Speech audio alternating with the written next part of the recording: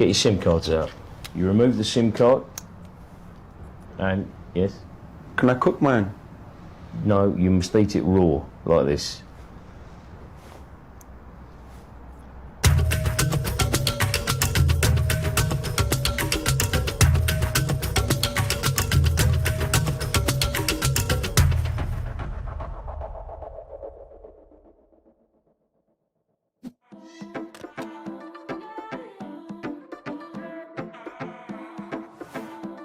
All right, welcome back to another Travel Tip Thursday. Last week we talked about all the different apps that you should have when you're traveling, and this week we're going to talk about the SIM cards. So in Costa Rica, there is 3 different companies you can get SIM cards. Colby's the number one. It's actually owned, it's state owned, it's country owned. Colby is really easy to get because you can go into an ISE office. A lot of beach towns and other towns in Costa Rica have an ISE office. If not, you can find an electronics store, or a lot of the little supers actually sell SIM cards. You can also get Movistar and Claro SIM cards. I went today just to pick one up to show you guys what it looks like. So you'll get a little packet like this with the SIM card in it. This is a Movistar. They didn't have any Colby at the store I went to. We went to the Iguana Verde.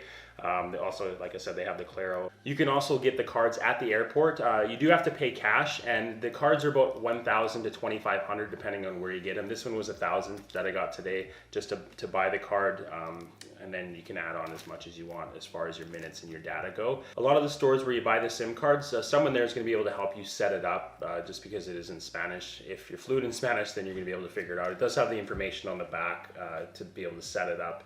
But it's just, we found it easier to have someone do it for us. We got ours, our original one was a pay-as-you-go, which this one is. We got that in Playa del Coco when we first came down, and the guy at the electronics store helped us set it up. We paid a little bit more just to have him set it up, and then we also put about 10,000 colones on it, so we had a good amount of data on it. So yeah, it's if you go into an ISE office, they're definitely going to know how to set it up for you.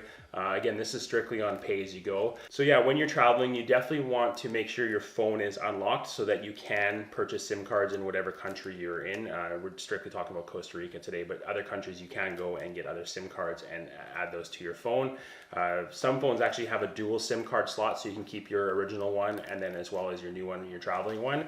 And that way you can switch between the two, just in case for whatever reason your other one runs out and you want to use the one from the country you're in, then you can just switch over to that one. And with the pay-as-you-go, you can go into any place that has a little sign. If you're Colby, it'll have the little frog, the Colby frog, or Movistar, I think it's an M like that you can see on there. And Claro is a little red circle. All you have to do is tell them which company you're with, and then just let them know how many colones you want to put on your SIM card.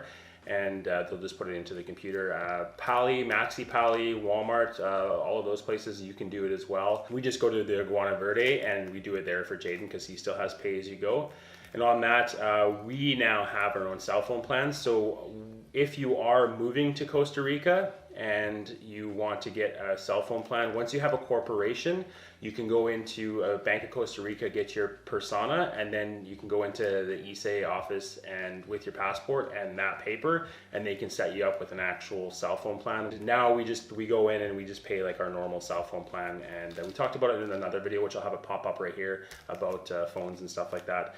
And yeah, so we have our own plan. We have 10 gigs of data and 300 texting and calling minutes. And yeah, that's the way to go if you're moving here, because over time you'll start getting spam texts and it'll actually use up your card really quick, and then you got to go in or call and get that removed. Also, once you put your SIM card in, you're going to want to hang on to the actual plastic piece the SIM card is in, because it has your PIN and puck. You can remove the PIN number. I can't remember how I did it, but there's a way to remove it. That way you don't have to hit the PIN every time you power up your phone. It should be a setting inside of your phone just to remove the PIN, the SIM PIN, so that way in case you do lose it, then you're not stuck.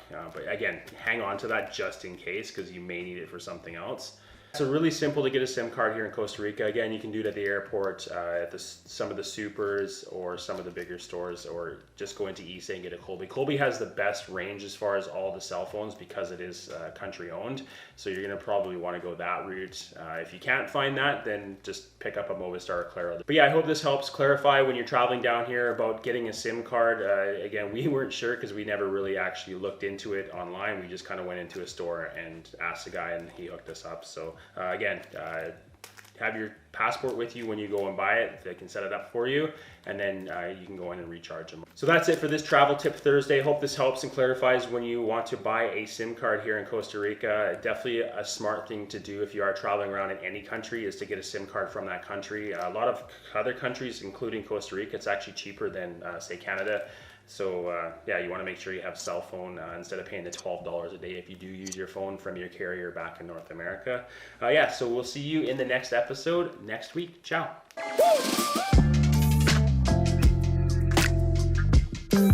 Thank you.